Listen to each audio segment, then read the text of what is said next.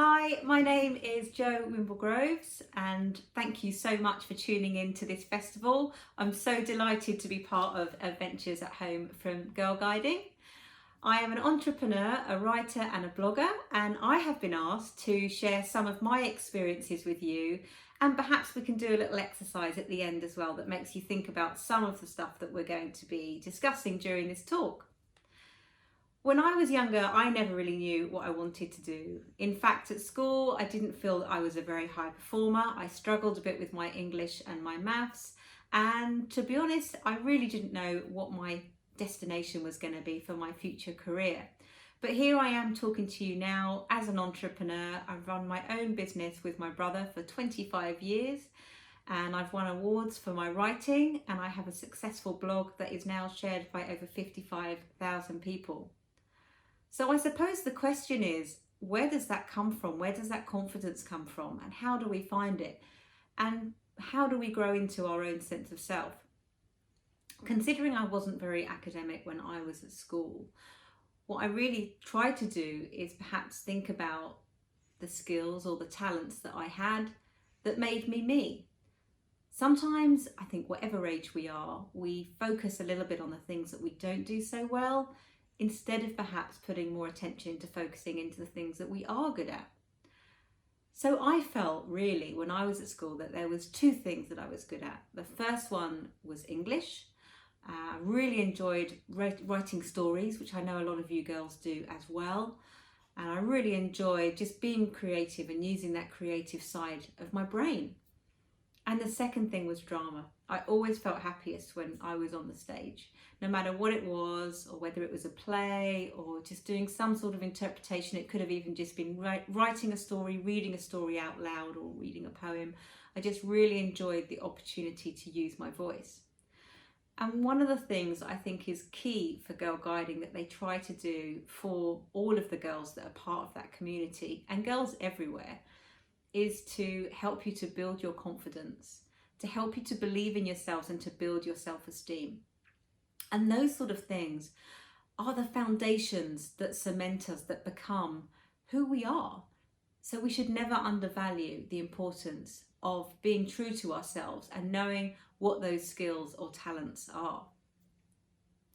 One of the things I've really noticed in my own daughter is finding the things that give her her own confidence. As a 10-year-old girl, there's a couple of things that she really enjoys doing, and they are the things that help her to become a light. They're like a spark inside her that make her feel really happy, that make her feel really confident.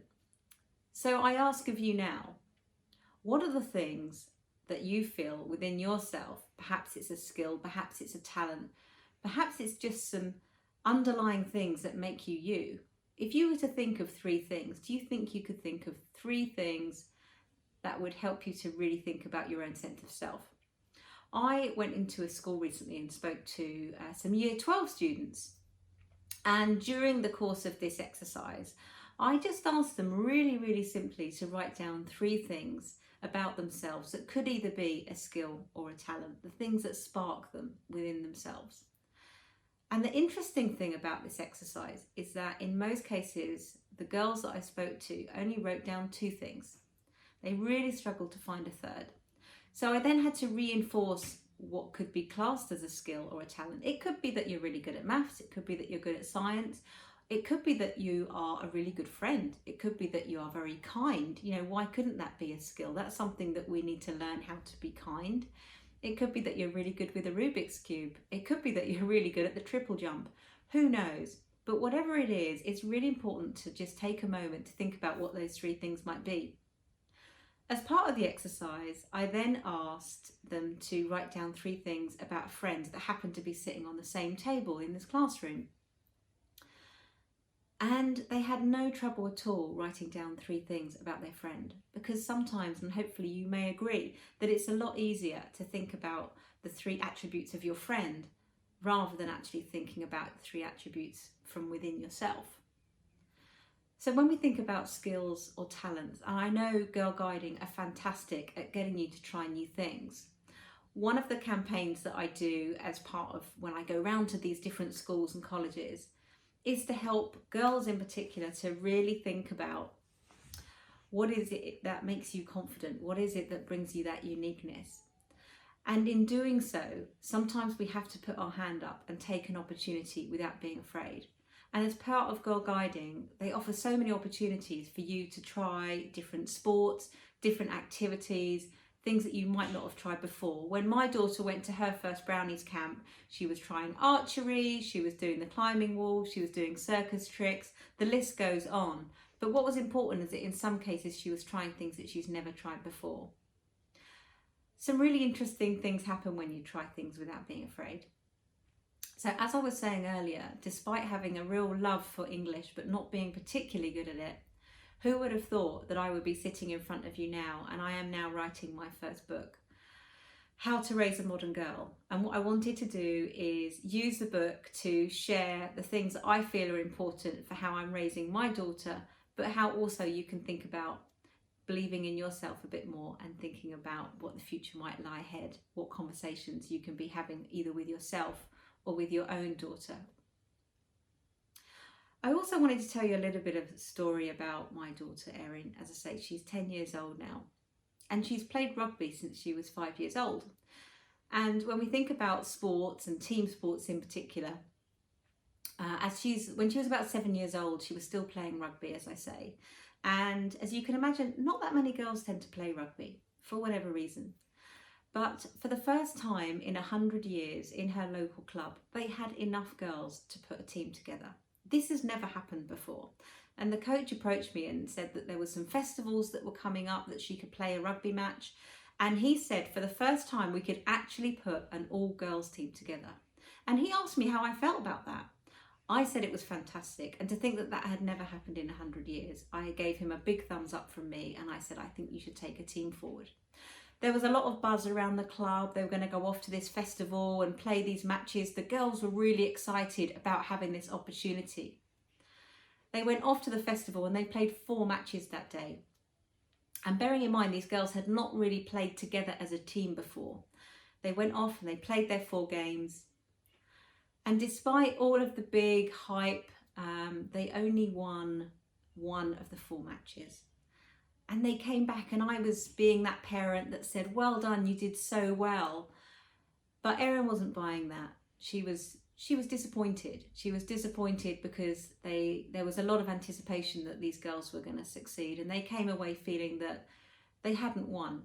They hadn't won. And we all know how that feels when you're a parent and your mum's trying to tell you that it's okay and it doesn't matter. But as a girl, sometimes you know how that feels when you feel disappointed. So the next morning, she came downstairs in the house and I said, how are you doing? Are you still a bit disappointed about yesterday? She said, no, it's okay, Mum, because I figured out why we didn't win. I said, okay. For a 7-year-old girl, she'd figured out why they didn't win. Okay, Erin, you tell me what happened. Why didn't you win the matches? Well, she said, we just didn't really come together as a team. Molly and Cordelia, they're really good at tagging. Iris and I are the best at scoring the tries, but we didn't play like that. We didn't play to our strengths. We didn't play to our best or to what we're good at. We were just all running around and not really focused on what we were doing. We didn't communicate very well. Maybe if we'd communicated better and played to our strengths and our skills, perhaps we could have won.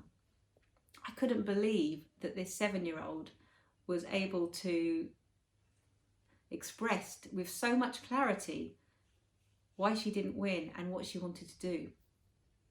So I said to her, so Erin, what are you going to do? How are you going to change this? She said, well, Mum, next time we have a festival, I'm going to make sure that we all play to our strengths, that we all know where we need to be in order to win. I was so impressed by this that I spoke to the coach, and the next time they went back to the next Kent Festival, you'll be pleased to know that they played 4 matches again that day, and they won 3 and lost 1. It was the complete reversal of the first experience that they had, because they really focused on playing to their skills. And I just love that little story, and I really wanted to share that with you. So I hope you enjoy the rest of the Adventures at Home Festival. It's been my pleasure to talk to you today. If you would like to follow me, you can follow me on Facebook, which is @GuiltyMother, and also on Instagram @GuiltyMother. I'll see you all soon.